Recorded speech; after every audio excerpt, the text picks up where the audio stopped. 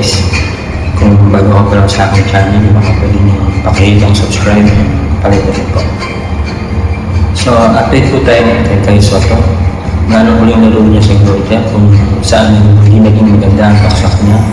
Nung itry niyang itira ang bola, at ang masama yun, nabaksakan pa sa isang player ng Georgia sa likod. Kaya naman nilabas kagad si Salaras, itong sa ating idol na si Kay Soto. At sinugod din sa ospital para masiguro kung meron bang seryosong injury sa likod. Pero ay naman sa resulta, medyo okay naman siya at meron ng konting iniinda. Kaya asahan natin yung laro nila sa kontra sa Brazil ng 8:30 ng gabi oras sa Pinas. At sana makapaglaro si Kyle dahil kailangan nila ang panalo. At kung saan meron mga player na may NBA experience, sila na mga kalaban. At ito yung sila Raul Neto na nakapaglaro halos sa 4 na team sa NBA.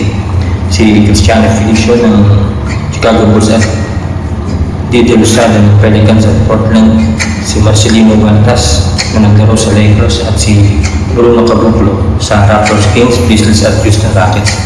At ang bagong drafted naman ngayon ng NBA 2024 sa Golden State Warriors na si Crowley Santos.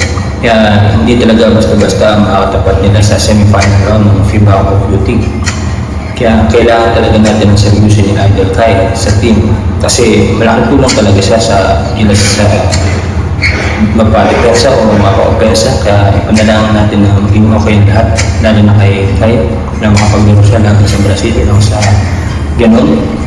Malaki ang maging chance natin mga mga sa finals. Kaya tiwala lang tayo guys na manalig na team Gilas Pilipinas ang magbabago itong semi-final round ng